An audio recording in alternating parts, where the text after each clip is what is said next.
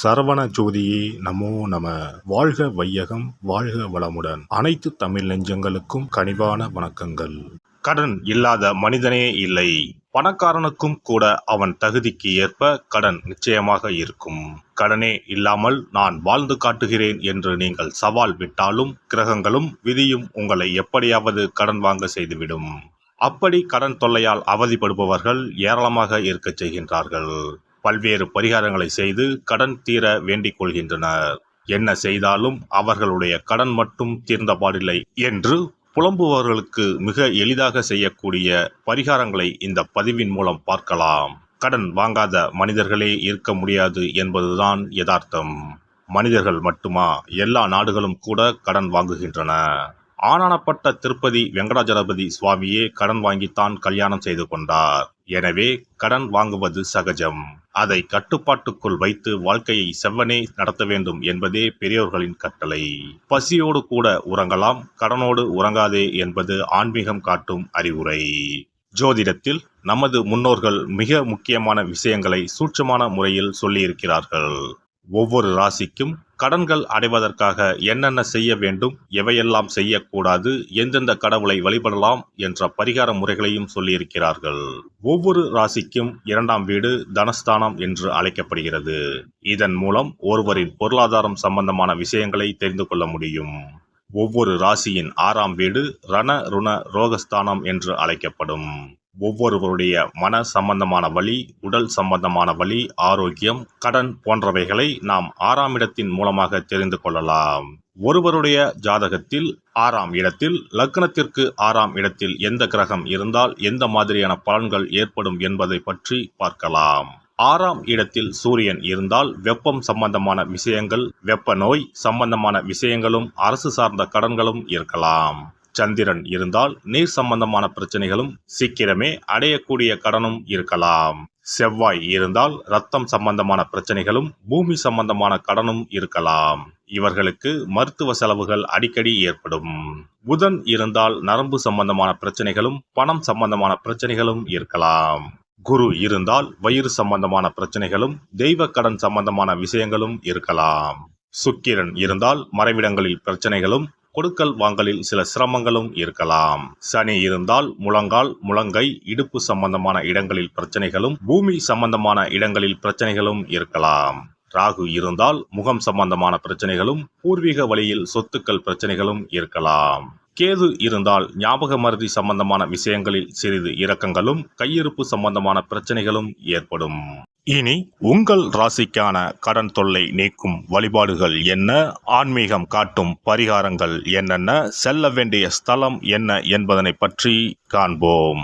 உங்கள் வாழ்வில் கடன் அடைந்து வளமும் நலமும் செல்வ செழிப்பும் பெற்று வாழ்வில் உயரிய நிலையை அடைய எல்லாம் வல்ல எம்பெருமானை வேண்டி விரும்பி கேட்டுக்கொள்கிறேன். துலாம் ராசி. துலாம் ராசி என்பது காலப்புருஷ தத்துவத்தில் 7வது ராசியாக உள்ளது. இது ஒரு ஆண் ராசியாகும். வடமொழியில் துலாம் என்பது தமிழில் தராசு என்று பொருள்படும். துலாம் ராசியின் அதிபதி சுக்கிர பகவான், தனாதிபதி செவ்வாய் பகவான், ரண ருணாதிபதி குரு பகவான் ஆவார். துலாம் ராசி மந்திரி ராசி எனப்படுகிறது. ஒரு நாட்டின் மந்திரிகள், தொழில் அதிபர்கள், பங்கு சந்தை சார்ந்த விஷயங்களுக்கு இந்த ராசி முக்கியமானதாகும். அனைவரையும் சரிசமமாக மதிக்கும் குணம் உடையவர்கள் இவர்கள். எந்த ஒரு முடிவையும் நிதானமாக எடுப்பார்கள். தைரியம் அதிகம் கொண்டவர்கள். கல்வியை விட அனுபவ அறிவிற்கு அதிக முக்கியத்துவம் அளிப்பார்கள். அனுபவ அறிவை பெறுவதற்கு கடுமையான முயற்சிகளை மேற்கொள்வார்கள். எந்த விஷயத்திலும் நேர்மையை கடைபிடிப்பது இவர்களது தனித்தன்மை. ராசியின் குறியீடு தராசாக இருப்பதால் உத்தியோகம் பார்ப்பதை விட சுய தொழில் செய்வதையே விரும்புவார்கள். சேமிப்பு முதலீடு விஷயத்தில் மிக கவனமாக இருக்க வேண்டும். நண்பர்கள், உறவினர்களுடன் இணைந்து இவர்கள் கூட்டு தொழில் செய்யக்கூடாது. இவர்கள் வளர்பிறையில் ஞாயிறு வியாழன் ஆகிய நாட்களிலும், தேய்பிறையில் புதன் வெள்ளி கிழமைகளிலும் கடன் கொடுப்பது வாங்குவதை தவிர்ப்பது நன்மை தரும். கடன் அடைவதற்கான பரிகாரம்: முருகன், ஆஞ்சநேயர், காவல் தெய்வங்கள் ஆகிய தெய்வங்களை வணங்கினால் கடன்கள் அடைபடும். கிழக்கு தெற்கு நோக்கி கடனை அடைப்பது நன்மை தரும். செவ்வாய், புதன், வெள்ளி ஆகிய கிழமைகளில் கடன் அடைப்பதை தொடங்கினால் சீக்கிரம் கடன் அடைபடும். துலாம் ராசிக்காரர்கள் சுக்கிரன் மற்றும் குருஹோரையில் கடன்களை அடைக்க ஆரம்பிப்பது நன்மையை கொடுக்கும். மகாலட்சுமி அஷ்டோத்திரம். மகாலட்சுமிக்கு தாமரை மலர் சார்த்தி வழிபாடு செய்வது நல்ல மாற்றத்தை கொடுக்கும். செல்ல வேண்டிய ஸ்தலம் திருச்செந்தூர் சுப்பிரமணிய சுவாமி கோவிலுக்கு சென்று முருகனை தரிசித்து வாருங்கள். சிறப்பு வழிபாடு. குலதெய்வ வழிபாடு குறைகளை தீர்க்கும். முந்தைய வினைகளின் காரணமாக உண்டான கடன் தொல்லைகளிலிருந்து மீள குலதெய்வ வழிபாடு உங்களுக்கு துணை செய்யும். 3 பௌர்ணமிகள் தொடர்ந்து குலதெய்வ வழிபாடு செய்து வந்தால் கடன் தொல்லை படிப்படியாக குறையும். ஆண்டுக்கு ஒரு முறையாவது கட்டாயம் குலதெய்வ கோவிலுக்கு சென்று வர வேண்டும். குலதெய்வ கோவில் தூரமாக இருப்பவர்கள் அல்லது குலதெய்வமே தெரியாதவர்கள் 5 முக விளக்கு வைத்து நெய்யிட்டு தீபமேற்றி முடிந்த அளவு படையலிட்டு வழிபட வேண்டும். இப்படி 9 பௌர்ணமிகள் வழிபட்டு வந்தால் கட்டாயம் கடன்கள் அடைபடும். அது மட்டுமின்றி வரவேண்டிய கடன் பாக்கி இருந்தாலும் வசூலாகும். சங்கடங்கள் தீர்க்கும் சக்கரத்தாழ்வார் வழிபாடு. சனி மற்றும் புதன் கிழமைகளில் பெருமாள் கோவிலுக்கு சென்று அங்குள்ள சக்கரத்தாழ்வாரை தரிசித்து மனமுருகி வேண்டுங்கள். பிறகு அவரை 12 முறை வலம் வந்து வழிபடுங்கள். துளசி மாலை சாற்றி வேண்டிக் கொள்ளுங்கள். நிச்சயம் கடனால் உண்டான சங்கடங்கள் நீங்கும். கோமாதா வழிபாடு குறைகளை தீர்க்கும். செல்வத்தின் அம்சமான கோமாதாவின் வழிபாடு உங்களை நிச்சயம் காக்கும். காலையில் விழித்ததும் பசுமாட்டை காண்பது தீர்வு கொடுக்கும். மேலும் ஒரு முறையாவது பசுவுக்கு கீரையும் பழமும் கொடுப்பது நல்லது. திருமகள் உரையும் பசுவின் பின்புறத்தை தொட்டு வணங்குவதும் செல்வம் சேர வழி தரும். குளிகை நேரத்தில் வாங்கிய கடனில் ஒரு பங்கை அடையுங்கள். நிச்சயம் முழு கடனும் தீரும். அதுபோல குளிகை நேரத்தில் கடனே வாங்காதீர்கள். அடகு வைத்த நகைகள் வீடு வந்ததும் நன்கு சுத்தம் செய்து மஞ்சள் நீரில் போட்டு பூஜை அறையில் ஒரு நாள் வைத்த பிறகே உபயோகப்படுத்துங்கள். வீட்டை எப்போதும் சுத்தமாகவும் தெய்வ கடாட்சமாகவும் வைத்துக் கொள்ளுங்கள். திருமகள் தங்கும்படி உங்கள் சுற்றமும் செயலும் இருக்கும்படி பார்த்து கொள்ளுங்கள்.